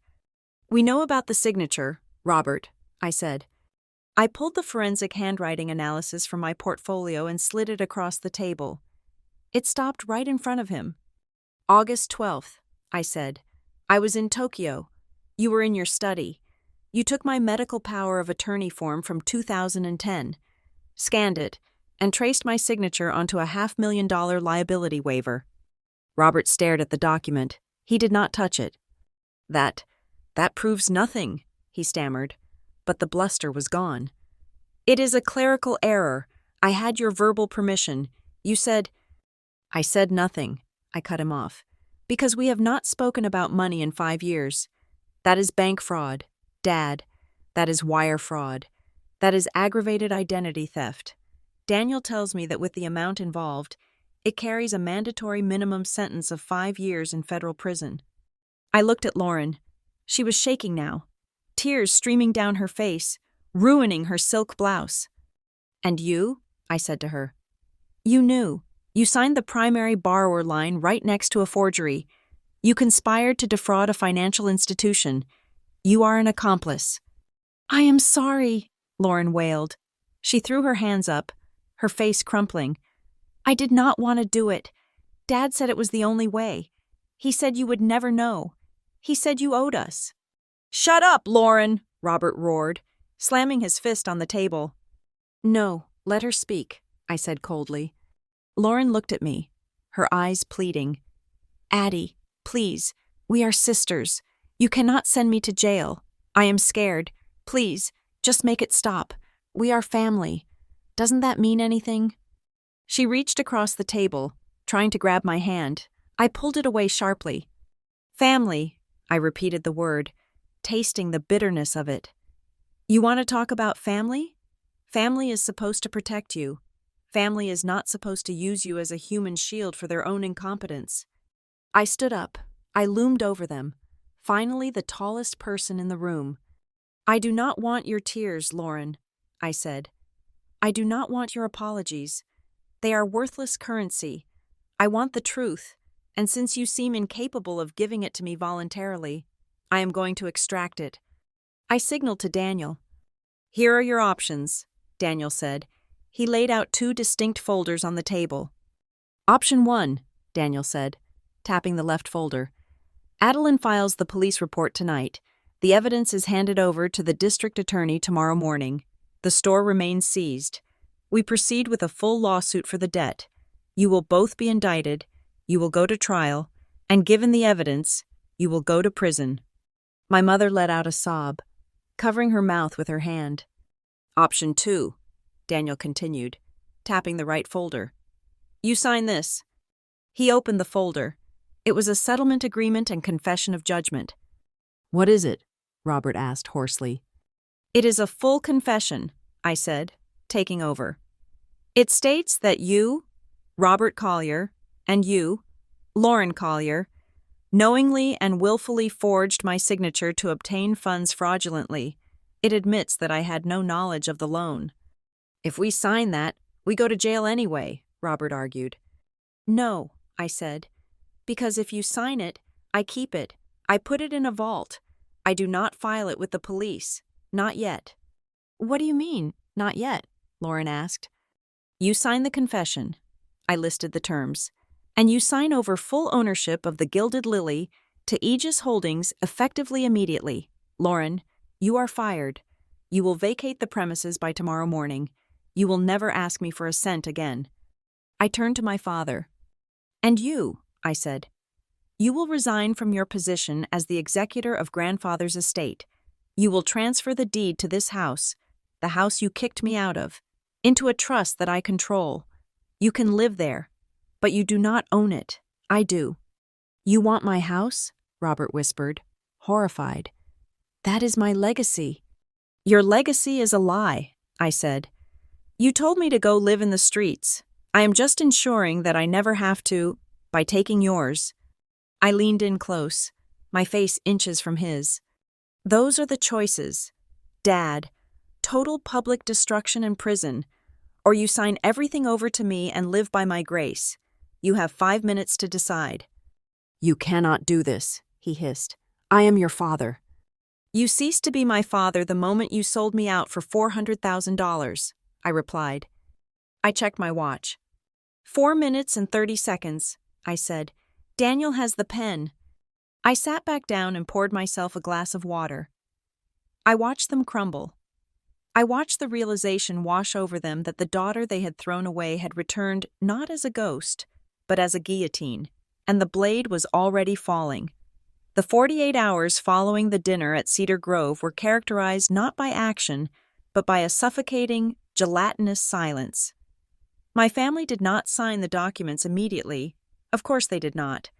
That would have required a level of humility they had never possessed. Instead, they asked for time. They claimed they needed to review the implications with their own counsel. I granted them the time, not out of mercy, but out of curiosity. I wanted to see if a rat in a maze could find a door that I had not already bricked up. I went back to work. I sat in my office at Virex Solutions, overseeing a security patch for a mid-sized regional bank, drinking the same black coffee I always drank. My routine was aggressive in its normalcy. I did not buy a new car. I did not post vague, triumphant quotes on social media. I did not drive past my parents' house to gloat. I simply existed in the reality I had built, while they slowly suffocated in the fantasy that was crumbling around them. Megan was my window into their disintegration. She texted me updates with the frequency of a war correspondent. "Megan, Uncle Robert has called 3 different law firms since yesterday morning. He is trying to find someone to take the case on contingency. He is telling them that he was coerced. He is saying you tricked him." I read the text and smiled. A thin, humorless expression. My father was predictable to the point of boredom. He was looking for a narrative where he was the victim, but he was finding out the hard way that lawyers do not care about narratives. They care about evidence, and when he showed them the forensic analysis of the signature, which he was legally obligated to disclose, they were likely showing him the door. No attorney worth their license touches a client who has committed federal wire fraud and then confessed to it in a room full of witnesses. Megan, he is screaming at Aunt Elaine. He is blaming her for coddling you. He says if she had been harder on you growing up, you would not be so vindictive. He is running out of people to blame. Adeline, he looks like he has aged 10 years in 2 days. I did not reply to that one. Blame was my father's oxygen. Take away his ability to project his failures onto others, and he started to suffocate. While my father was thrashing against the legal bars of the cage, my mother was handling the crisis in her own way. She was vanishing. Elaine Collier existed for the social calendar. Her life was measured in charity luncheons, garden club meetings, and the annual neighborhood Christmas party, which she had hosted for 22 consecutive years. It was the crown jewel of her social standing. On Friday afternoon, Megan sent me a screenshot of an email blast my mother had sent to the neighborhood association. "Dearest friends, due to unforeseen family circumstances and a sudden health matter, the Colliers will regretfully be canceling our annual holiday open house this year. We ask for privacy during this difficult time. Wishing you all a blessed season." Health matter, I whispered to myself. The lie was reflexive. She could not admit that her husband was a fraud and her daughter was a thief. She had to invent a phantom illness to explain why she could not face her friends. I heard through the grapevine, meaning through the network of assistants and junior associates who talked too much, that Elaine had resigned from the board of the botanical garden. She had stopped going to her Pilates class. She was effectively under house arrest, imprisoned by her own shame. She knew that if she stepped outside, someone might ask her why the Gilded Lily had a sheriff's notice on the door, and Elaine Collier would rather die than answer an uncomfortable question. Then there was Lauren. If my mother was vanishing, Lauren was hallucinating. I pulled up Instagram on my tablet. My sister's feed was a masterclass in cognitive dissonance. While her physical store was locked with a padlock I owned, her digital storefront was manic with positivity. She had posted a photo of herself holding a latte, looking thoughtfully out a window. The caption read, "Big changes coming. Sometimes you have to close one door to open a castle. Pivot season. Boss babe new beginnings entrepreneur. Life." Below that was a Throwback Thursday post of the store's grand opening 3 years ago, featuring the inventory she no longer owned. She was deleting comments. I watched it happen in real time. A user named Sarah J88 commented, "Hey, I went by the store to pick up my alteration and it is locked? Is everything okay?" 3 minutes later, the comment was gone. Lauren was terrified of the silence. She was filling the void with noise, trying to convince her 5,000 followers and herself that she was still the golden child. She was trying to manifest a reality where she hadn't committed a felony. But the town of Briarwood Falls was too small for secrets. Daniel called me on Saturday morning. "The rumors are moving faster than the paperwork," he said. "I had lunch with a partner from the firm that represents the landlord for the Gilded Lily. He asked me if it was true that the Colliers were being investigated by the FBI. "We have not called the FBI," I said. "We do not have to," Daniel replied. "The vacuum of information is doing the work for us. People see the notice. They see your father panic-calling lawyers. They see your mother hiding. They are filling in the blanks with the worst possible scenarios. By Monday, the reputation of the Collier name will be trading at zero." "Good," I said. "Let it burn." "You have 12 hours left on the deadline," Daniel reminded me. "Have they reached out?" "Not yet," I said. "They will wait until the last possible second. They still think I will blink." I spent Saturday evening in my apartment, reviewing the final draft of the transfer documents. The city lights of the harbor were beautiful below me. I felt a strange sense of peace. For years, I had been the one waiting for the other shoe to drop. I had been the one checking my bank account with anxiety, waiting for my father's criticism, waiting to be told I wasn't enough. Now, I was the one holding the shoe. At 7 o'clock on Saturday night, my phone rang. It was my father. I let it ring 3 times before answering. "Hello, Robert?" I said. I had stopped calling him Dad. "We need to talk," he said. His voice was ragged. The booming baritone was gone, replaced by a scratchy, desperate rasp. "We cannot sign this. Adeline, you are asking for everything. The house? My position as executor? It is too much. You are stripping us naked." "I am balancing the ledger," I corrected him. "You took my name and used it to gamble $500,000. You lost. This is the cost of the loss." "Be reasonable," he pleaded. It was a sound I never thought I would hear. Robert Collier begging. "Take the store. Take the inventory. But leave the house. Leave me my dignity." "Your dignity?" I laughed softly. "You told me to go live in the streets. Robert, where was my dignity then? You were willing to let me be homeless. You were willing to let me be ruined by a debt I did not create. And now you want to keep your mansion?" "I was angry," he shouted, a flash of the old rage returning. "I did not mean it." "I do mean it," I said. "I am not angry. I am simply accurate. You have a liability. I hold the asset. That is how the real world works. Remember? You taught me that." "If I sign this," he whispered, "I am nothing." "You were nothing before," I said. "You just had a nice house to hide it in." I looked at the clock. "You have 3 hours," I said. "If the documents are not signed and returned to Daniel's secure portal by 10 o'clock tonight, the offer is rescinded. At 10:01, the police report is filed automatically. I have already uploaded it to the server. It is on a timer. Robert, I literally cannot stop it once the clock runs out." It was a lie. I could stop it. But he did not know that. He did not understand technology well enough to call my bluff. "Adeline, please," he said. "3 hours," I said. "Tick-tock." I hung up. I walked to my desk and opened my laptop. I composed an email. It was not to my family. It was to the bank that held the mortgage on my parents' house, the mortgage I was about to take over via the trust. I needed to verify the transfer protocols. Then, I opened a new window. I looked at the surveillance feed from the security camera I had Daniel install at the back entrance of the Gilded Lily, just to ensure Lauren didn't try to sneak in and steal stock. The feed showed the alleyway. It was empty. The dumpster was full of flattened cardboard boxes. It was a mundane image, but to me, it was beautiful. It was the image of a closed chapter. At 9:45, my phone pinged. "Daniel, documents received, signatures verified, notary seal is present." They folded. I let out a breath I did not realize I had been holding. They had done it. They had signed the confession. They had transferred the deed to the house. They had handed over the keys to the store. They had officially surrendered their entire life to the daughter they called a failure.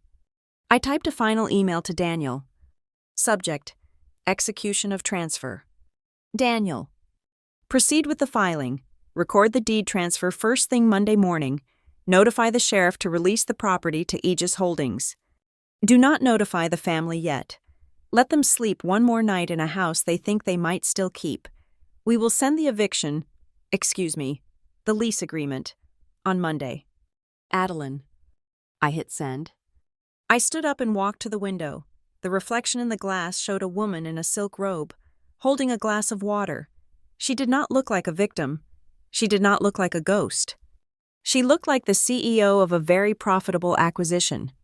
The silence in my apartment was no longer heavy. It was expansive. It was the silence of a battlefield after the cannons have stopped firing. When the smoke clears and you realize that you are the only one left standing.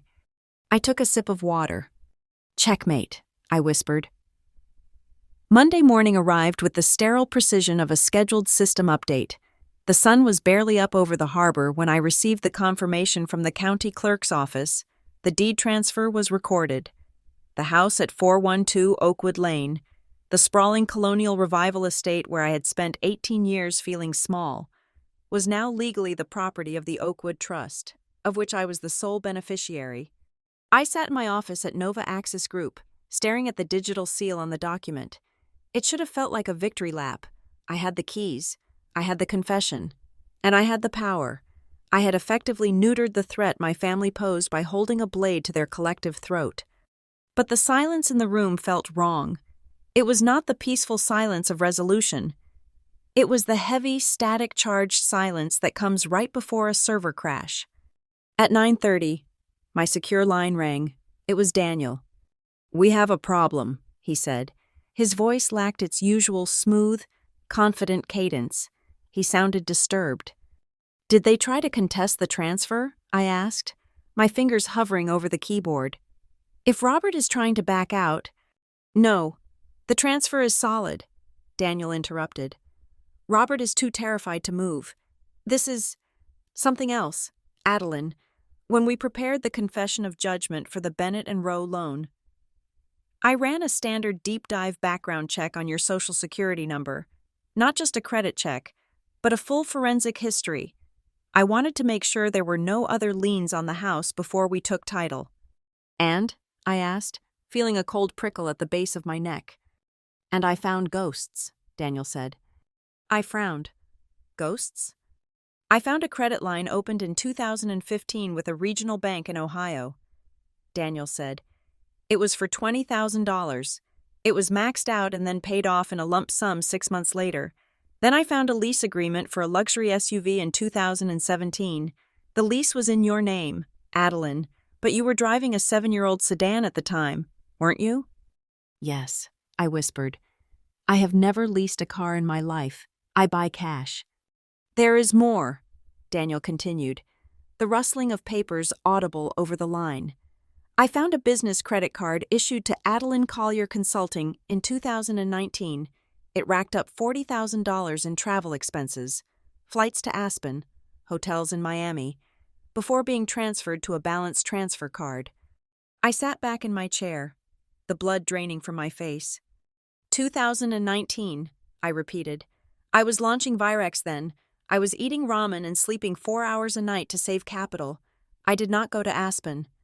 The pattern is consistent, Daniel said, his voice grim. Open an account, run it up, pay the minimums to keep it from defaulting, then roll the debt over to a new account or pay it off with a sudden injection of cash, likely from Robert's bonuses. They have been cycling debt through your identity for a decade. Adeline, the Bennett and Rowe loan was not a one-time desperate act. It was just the one that got too big for them to juggle. I closed my eyes. The room spun slightly. It was not just theft, it was an ecosystem. Suddenly, the last 10 years of my life reframed themselves in a horrific new light. My father's constant criticism, the way he belittled my career, the way he told everyone I was struggling, unstable, and bad with money, the way he insisted I was a failure who needed to learn the value of $1. It was not just narcissism, it was a tactical containment strategy. If I had felt successful, if I had felt confident, I would have applied for a mortgage. I would have checked my credit score. I would have seen the activity. But by convincing me, and the world, that I was a financial disaster, they ensured I would never look. They kept me in a state of perceived poverty so they could feast on my credit worthiness.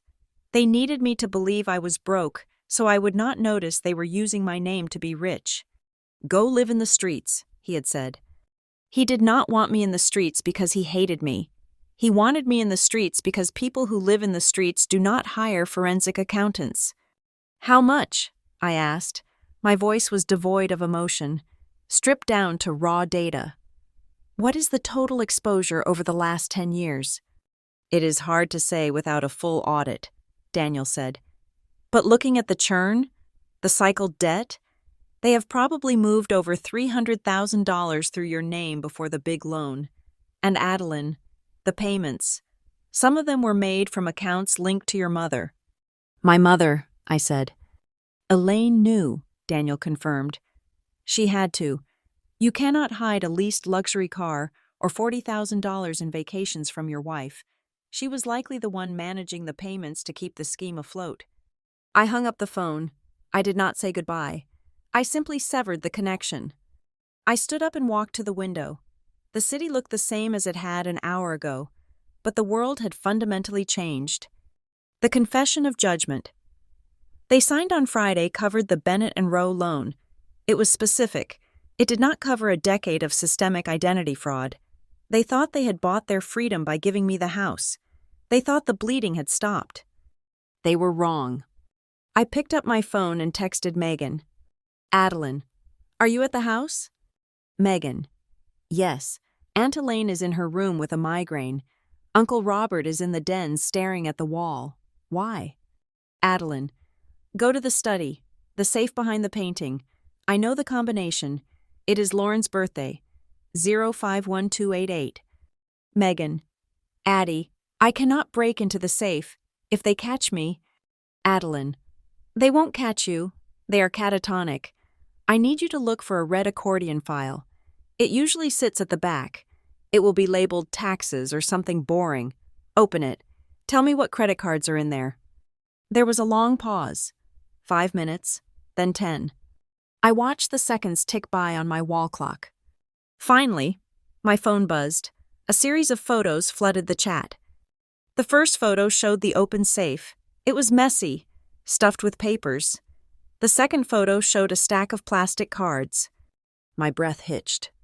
There were 5 credit cards spread out on the mahogany desk, a Platinum Amex, a Chase Sapphire, a Discover card. All of them bore the name Adeline M. Collier. And next to them was a stack of statements. Megan, Addie, oh my God, these are active. The Amex has a balance of $12,000. The statement date is last week. I stared at the image. The expiration date on the Amex was 2 years from now. They had renewed it. They were still using it, even while they were negotiating their surrender on Friday. Even while they were signing the deed to the house, They had an active credit card in my name sitting in their safe. They had lied. They had withheld the truth even when they were begging for mercy. "Adeline," I whispered to the photo. "You idiot." I had treated this like a business transaction. I had assumed that once the leverage was applied, the counterparty would act rationally and disclose all liabilities to minimize damage. But I was not dealing with rational actors.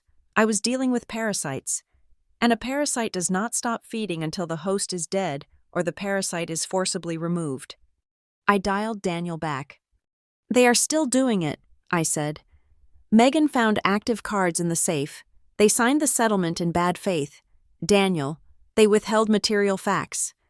"That voids the immunity deal," Daniel said instantly. His lawyer brain was already engaging. "If they failed to disclose active fraudulent accounts during the settlement, the agreement not to prosecute is null and void. Adeline, this shifts from a civil recovery to an ongoing criminal enterprise. We are legally obligated to report this. If we don't, and those cards are used for anything illegal, you could be implicated." "I know," I said. "What do you want to do?" Daniel asked. "We can file a supplemental civil suit. We can demand they cut up the cards." "No," I said. "Cutting up the cards doesn't stop them. They have my social security number committed to memory. They have the patterns. As long as they are free, they will find a way to use me. They do not see me as a person. Daniel, they see me as a resource. You do not negotiate with a resource." I looked at the photos again. The betrayal was so absolute it was clarifying. There was no gray area left. There was no family left. There was only the perpetrator and the victim. "I want the clean path," I said. "Define clean," Daniel said cautiously. "I am not going to sue them for the credit cards," I said. "I am going to file a total identity theft affidavit with the Federal Trade Commission. I am going to flag every single account opened in my name since I turned 18 that I did not authorize. I am going to trigger a federal fraud alert that will freeze every asset linked to that social security number." "Adeline," Daniel warned, "if you do that, the banks will automatically launch criminal investigations. It won't be up to you anymore. The district attorney will pick this up, given the volume and the duration. We are talking about RICO statutes. We are talking about conspiracy. Your parents will go to prison, not for a few months, for years." I thought about the 12-year-old girl sitting on the garage floor, trying to fix a radio, being told she had a mind for garbage. I thought about the 33-year-old woman being told to go live in the streets. I thought about the lies, the gaslighting, the systemic, decades-long exploitation of my existence. They had stolen my name. They had stolen my confidence. They had tried to steal my future. I was done protecting them from the consequences of their own greed. "Do it," I said.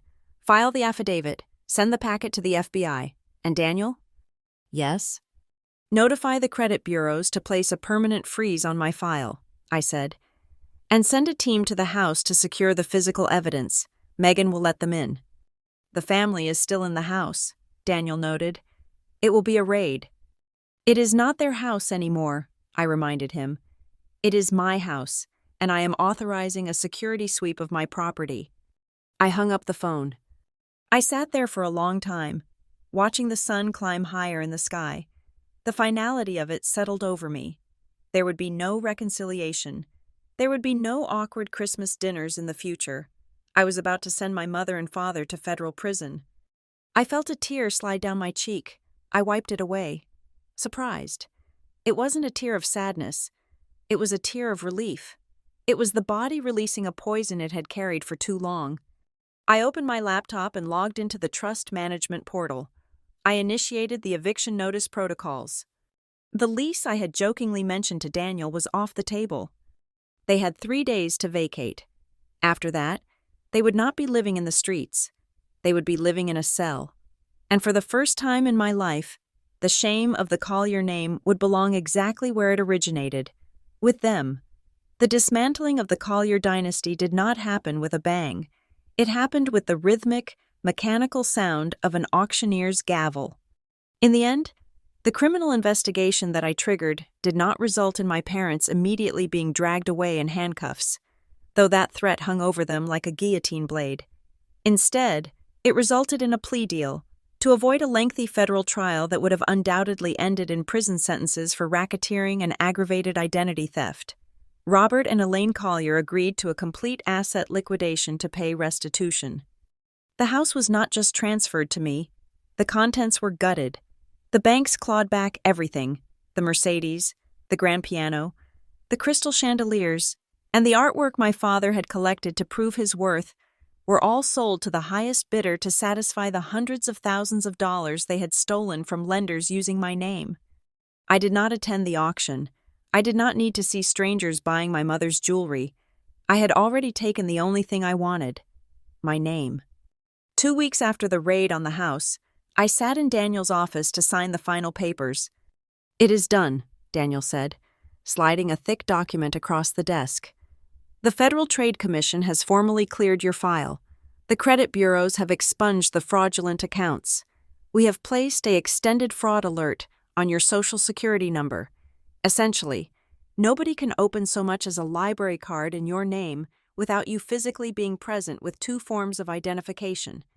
I ran my thumb over the embossed seal on the paper.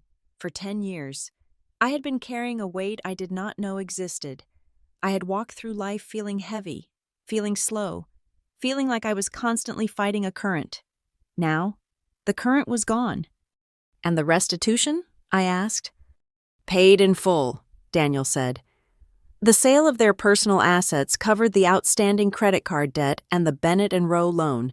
They are solvent, technically, but they are empty. They have 0 liquidity and 0 credit rating. I nodded. It was a clean kill.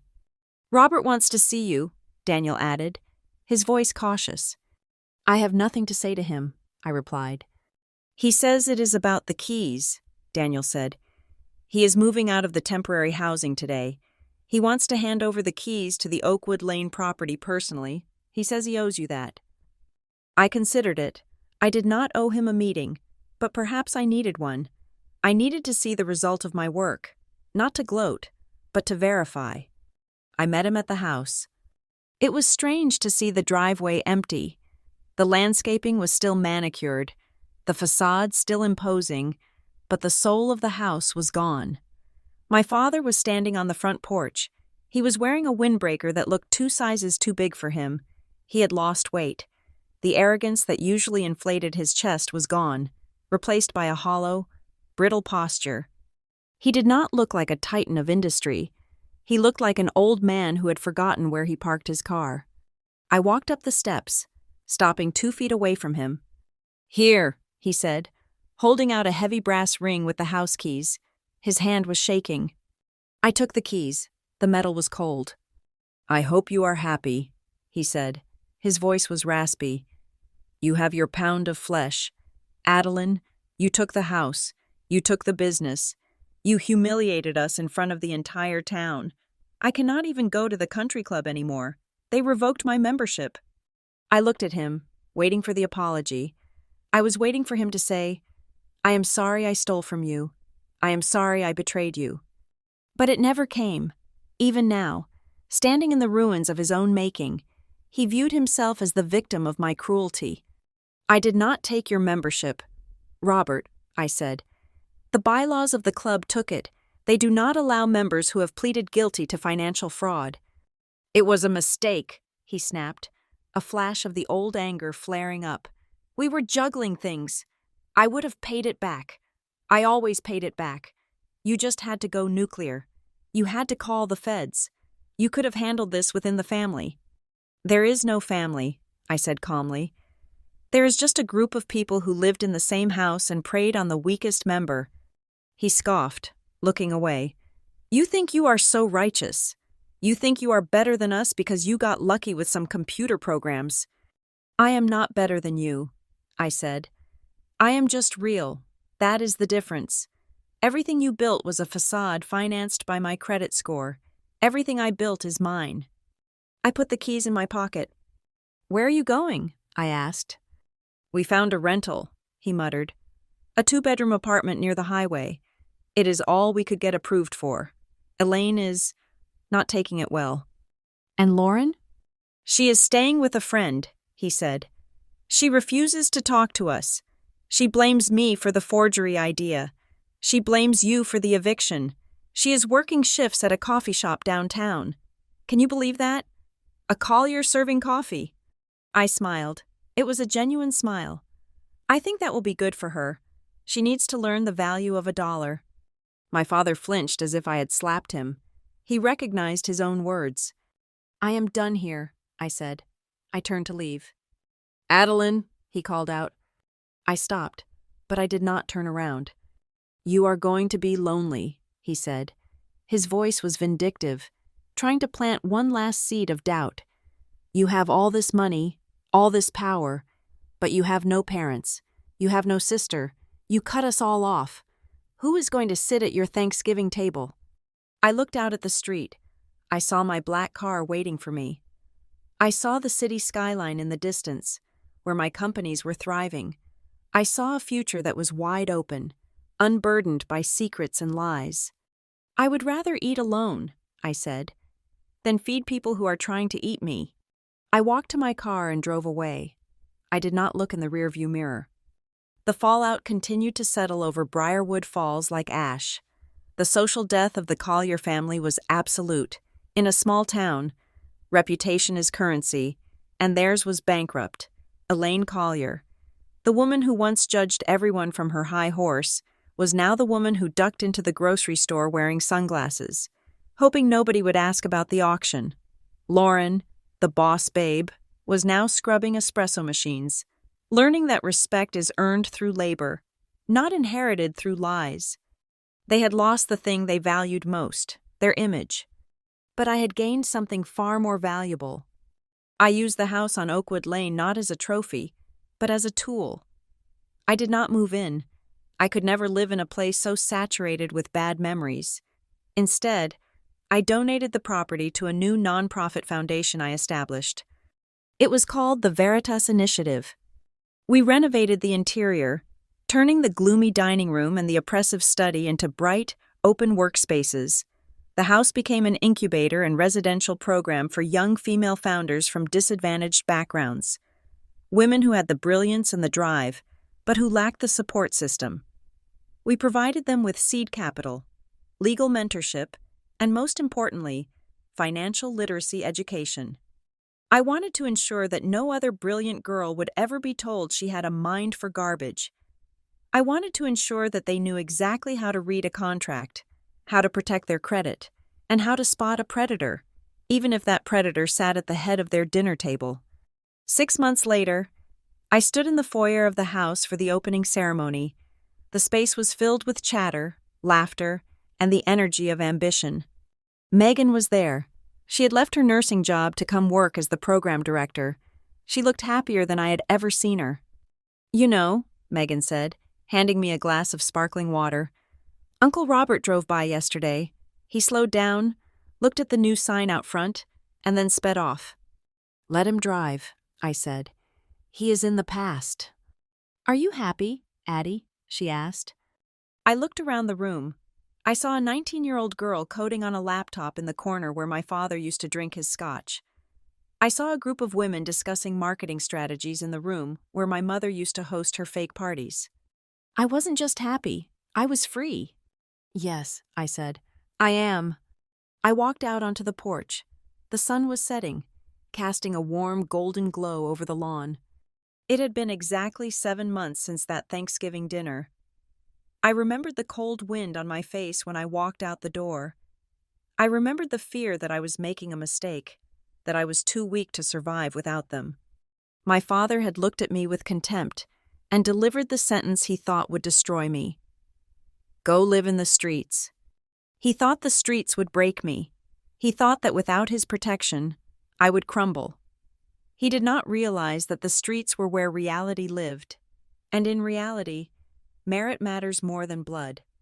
I looked down at the sidewalk where he had stood 3 weeks after his ultimatum, handing me the keys to his kingdom. The irony was perfect.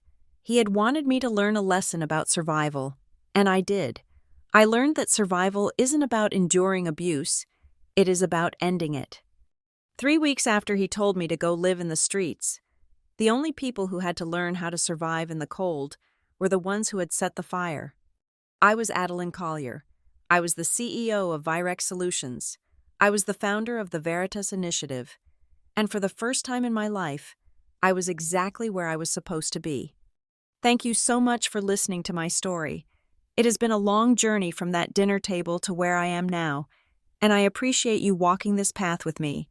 I would love to know where you are tuning in from today. Please leave a comment below with your city or country so we can see how far this story has traveled. If you enjoyed this video and want to support the channel, please consider subscribing to Lila Revenge Stories, hitting that like button, and smashing the hype button so we can share this message of strength with even more people. Stay strong, and remember, your worth is defined by you, and only you.